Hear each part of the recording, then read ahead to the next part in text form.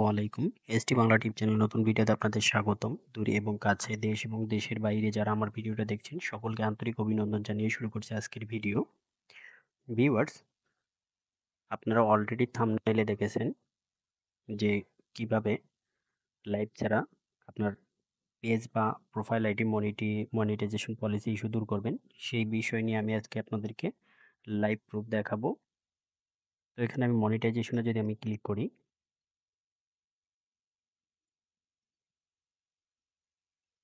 মনিটাইজেশনে click করার পর এখান থেকে ইনস্ট্রিম অ্যাডে যদি আমি ক্লিক করি, এখানে দেখতে পাচ্ছি আমার কন্টেন্ট মনিটাইজেশন পলিসি ইস্যুটা রয়েছে।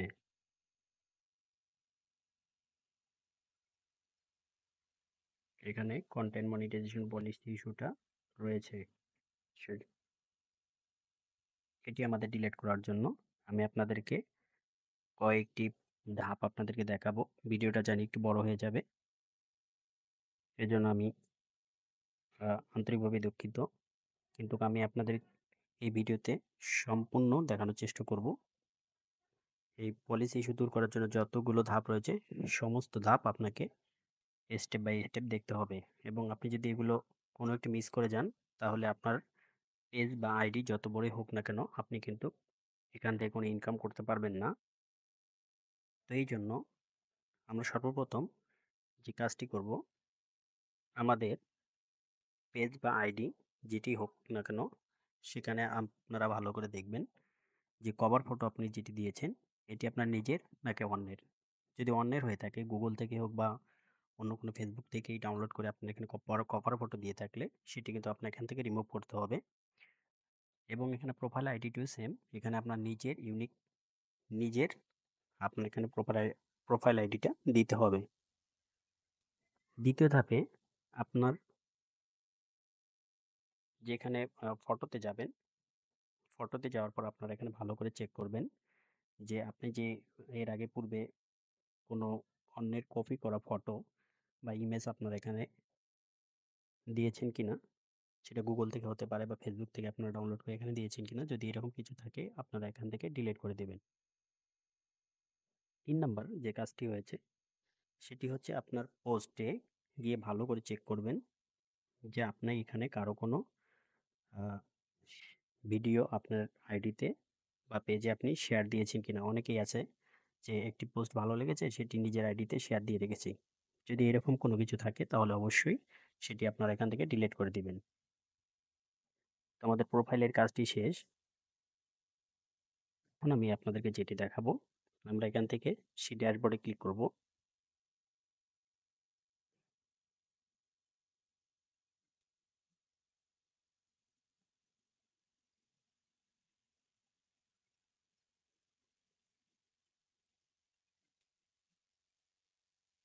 সেই ড্যাশবোর্ডে ক্লিক করার পর আমরা এখান থেকে আমাদের যে পলিসি ইস্যু রয়েছে সেটি আমরা এখান থেকে খুঁজে বের করব। সর্বপ্রথম আমরা পেজ রিকমেন্ডেশনে যাব। পেজ রিকমেন্ডেশনে গেলে আমরা এখান থেকে দেখতে পারবো যে যদি কোনো আপনার আইডিতে কোনো কিছু থেকে থাকে তাহলে সেটা এই যে পেজ রিকমেন্ডেশনের জায়গায় এখানে আপনার অনেক কিছু লেখা থাকবে। সেখানে রেজিস্ট্রেশন হোক বা কন্টেন্ট মনিটাইজেশন পলিসি হোক বা পার্টনার মনিটাইজেশন পলিসি হোক, কমিউনিটি গাইডলাইন হোক, যে কোনো থাক সেটা এখানে আপনারা দেখতে পারবেন। তো এখানে আমার এখানে কিছু নেই। তারপরে এখানে যদি কিছু না থেকে থাকে তাহলে আপনারা এখানে চেক করবেন, পেজ স্ট্যাটাসে ক্লিক করবেন। পেজ স্ট্যাটাসে ক্লিক করার পর এখানে ভালো করে দেখবেন যে আপনার এখানে গ্রিন মার্ক দেওয়া রয়েছে কিনা। আমার এখানে গ্রিন টিক মার্ক দেওয়া রয়েছে এবং আমার এই পেজটা রিকমেন্ডেশন ঠিক আছে, এবং এখানে দেখতে পাচ্ছেন কমিউনিটি স্ট্যান্ডার্ড যে ভায়োলেশন রয়েছে সেটিও কিন্তু আমার এখানে গুড রয়েছে।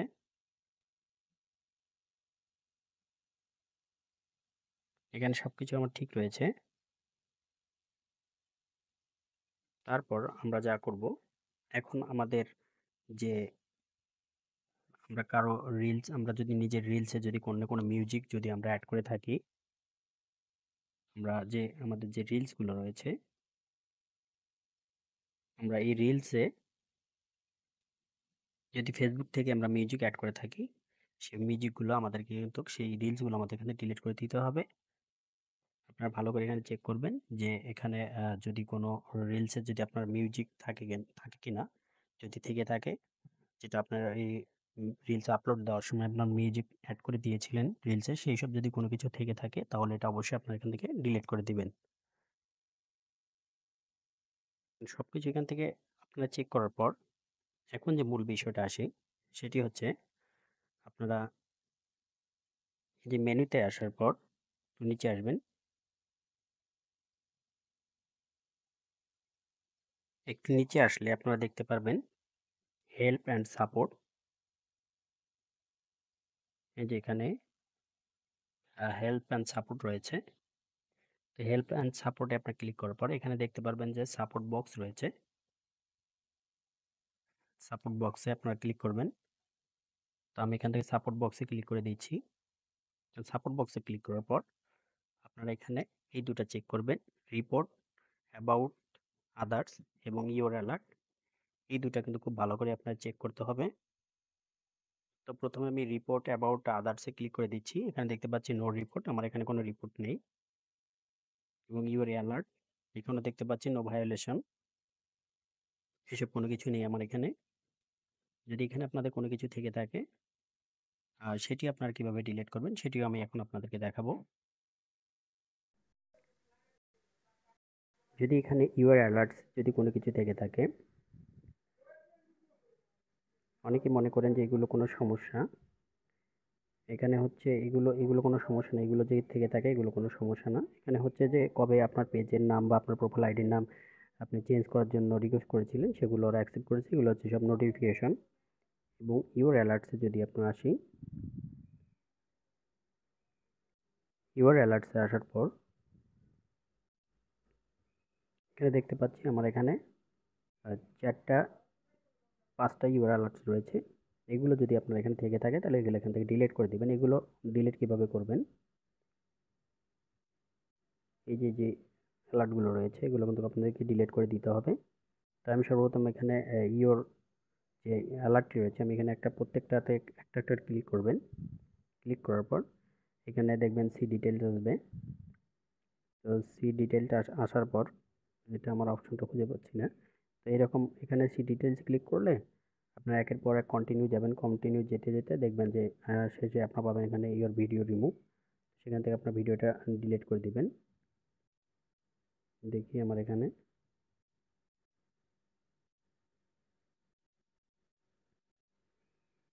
আমার কোনো ডিলিট অপশন দেখতে পাচ্ছি না। এটা আমার চেঞ্জ অ্যাকসেপ্টে ক্লিক করা হয়েছিল, যেটা পরবর্তীতে চেঞ্জ করতে পারবো এই জন্য। তো এটা আমার হচ্ছে অন্য একটি পেজ, যে পেজে আমার 2 মিলিয়ন একটা ভিডিওতে ভিউ ছিল, যার কারণে আমি এটা মনিটাইজেশন করতে পারিনি। এটা অনেকগুলো কমিউনিটি স্ট্যান্ডার্ড ইস্যু এসেছে, কপিরাইট ইস্যু এসেছে, বিভিন্ন ইস্যু আসার কারণেই বেস্ট আমি এখন আর কাজ করি না। শুধু এটা আপনাদেরকে দেখানোর জন্য। সব কিছু ডিলিট করার পর যদি এসব আপনারা ডিলিট করেন তাহলে আপনার হচ্ছে 95% আপনার পলিসি ইস্যু রিমুভ হওয়ার চান্স রয়েছে। এখন আপনাকে যা করতে হবে এগুলো সব কিছু রিমুভ করে দিয়ে এখানে আপনাকে রিচ এঙ্গেজমেন্ট এগুলো আপনাকে বেশি বেশি আনতে হবে। এর জন্য আপনাকে পোস্ট করতে হবে। পোস্ট করলে আপনারা এখান থেকে আপনার ইস্যুটা দূর করতে পারবেন।